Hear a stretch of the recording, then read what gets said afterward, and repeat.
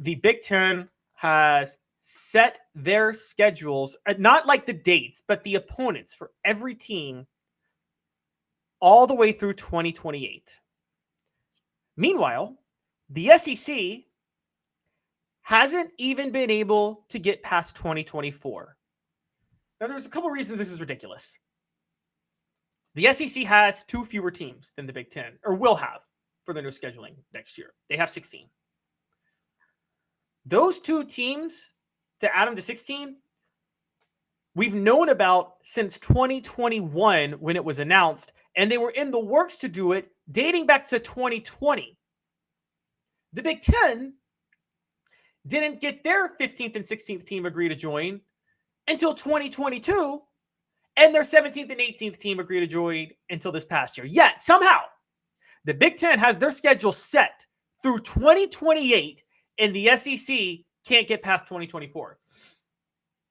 This comes amidst the backdrop of the Big Ten securing a $7 billion deal for 7 years with multiple networks for television, and the SEC being stuck in a 10-year, $3 billion deal, meaning they're getting $300 million a year. So they're going to get $300 million a year for 10 years, while the Big Ten will be renegotiating after getting $1 billion a year for 7 years.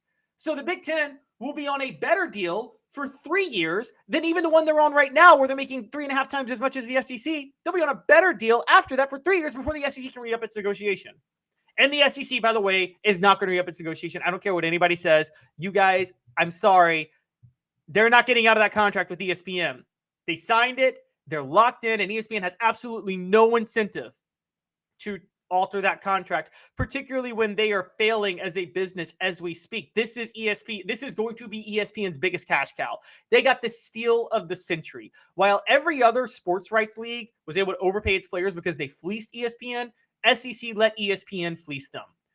And now they can't even get the schedule right. Partially because of the bad deal. They wanted to get more money for a 9-game schedule, and ESPN wouldn't pay out. Guys, the SEC is looking bad in negotiations. Greg Sankey is looking bad. He's not looking competent right now. And the Big Ten getting their schedule through 2028 only makes them look better. And here's why this matters even more. I don't care what anybody says. The grant of rights agreement with the ACC teams is not ironclad. It held together by a thread this year. Adding Stanford and Cal and SMU isn't going to change anything. Yes, we're in the San Francisco and Dallas markets, but Stanford and Cal have very apathetic fans. They've been getting caught with apathy. It's worse now because Stanford's bad, so they're going to have more apathy. SMU, I'm not sure what that... I know it's the Dallas market. I can't speak to how loyal SMU fans are going to be. All you did was increase your travel expenses more than anything else. Let's just put that out there. The ACC is going to fold. North Carolina, Virginia, Florida State, and Clemson. Those 4 schools, well, let me scratch. North Carolina and Virginia, those 2 schools will have their pick of the litter of where they want to go. SEC, Big 10, or Big 12. You guys may think that's crazy. North Carolina is a very, very, very valuable market. They bring a lot of academics in, and their potential is through the roof if they're in a bigger conference. Virginia is the highest revenue-producing program not in an SEC or Big 10 conference right now. Yeah, that's right. They beat Florida State. They beat Clemson.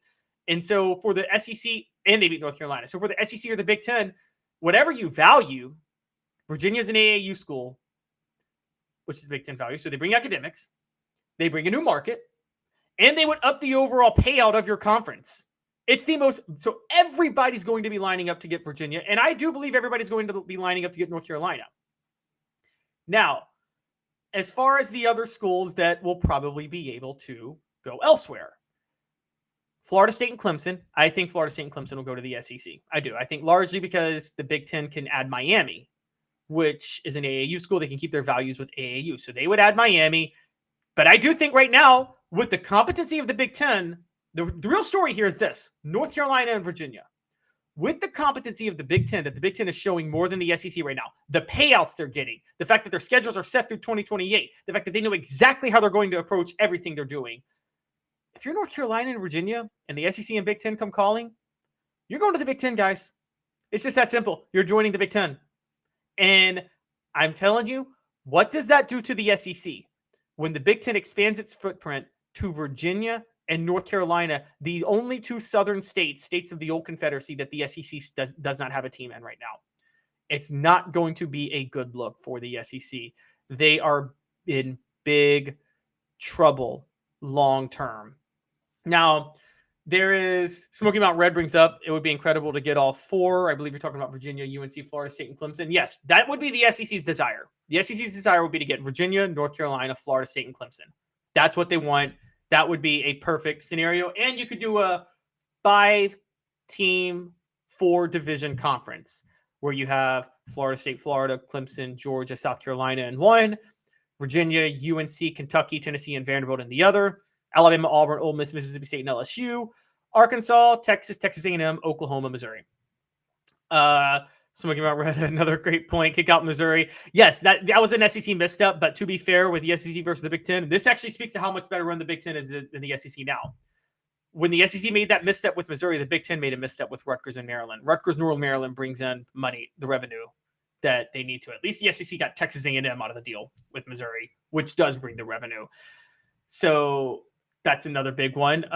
Question here from G. Smith. Could a reason be that the SEC took less money because the schools make more due to the SEC being the best conference, which probably sells more merchandise? I mean, that's not, they wouldn't take less money for that, though. No, I think Greg Sankey here's what's happened. The SEC's been getting fleeced out of a lot of deals. They got fleeced out of the CBS deal in 2001 because they signed a very long-term deal, and CBS was massively underpaying for the rights of the SEC, given what the SEC was bringing in. SEC was upset about it. They made it very known they were upset about it. They were so upset about it, they were not willing to even renegotiate with CBS after the deal was up. That was stupid. You put your personal feelings aside. I'm not saying stay on CBS. What I am saying is you say when we are up, we are a free agent, and you networks come crawling to us, and we will negotiate. They didn't do that. They were ready to get away from CBS, and ESPN came calling with a 10-year deal immediately because they were already tied to ESPN, and they jumped on it without even thinking. I do think that. And they did it with 14 teams. And then Greg Sankey was caught flat-footed because right after that, Texas and Oklahoma reached out to join the SEC, and he wasn't prepared. He put no stipulations in the contract of if the SEC were to add more teams, if they were to go to more games, nothing. So they're stuck in a contract that's based on them not having Texas and Oklahoma. Meaning they're actually, if you think about it, losing money by adding Texas and Oklahoma at this point, or they will be for the next 10 years, because it's 16 teams splitting $300 million per year versus 14 teams splitting $300 million per year. So they're technically not bringing any value. It's only going to help in the next round of negotiations. But by the next round of negotiations, the Big Ten will already be 3 years into their new round of negotiations, and they might have North Carolina and Florida and a few other schools, so they will be able to all ask for way more. What I'm saying is the SEC is in trouble of falling behind the Big Ten if they don't act fast. And the Big Ten getting its schedule set through 2028 only makes them look better. The Big Ten is shooting big right now. No pun intended. They just are. I talked about the Big 12, by the way, being forward-thinking with the executive of Rock Nation running the Big 12. Obviously, Colorado coming there next year is going to bring a lot of hype to the conference. I'm telling you guys, the SEC, Greg Sankey here's what's happening with Greg Sankey. He's just being a caretaker of an amazing product that you and I could be the caretaker of. It's not hard to run the SEC.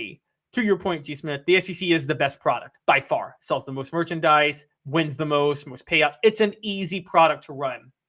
Sometimes we judge people by results. People say judge people by results. That's so short-sighted. Sometimes results are easy to produce. Okay, if I became it's the Phil Jackson rule. You know, Phil Jackson was head coach of the most talented teams of all time. That doesn't mean that he's a better coach than Greg Popovich or Larry Brown. He's not. He's got better talent. The results alone don't speak for themselves, and people need to start understanding that.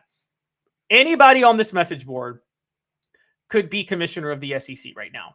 Anybody. It ain't a hard product to sell. The same way anybody could be commissioner of the NFL when people brag about the money Roger Goodell has brought in because he has exponentially increased its value. No, the NFL increased its own value, and Roger Goodell just oversaw it. Okay, that's all that happened.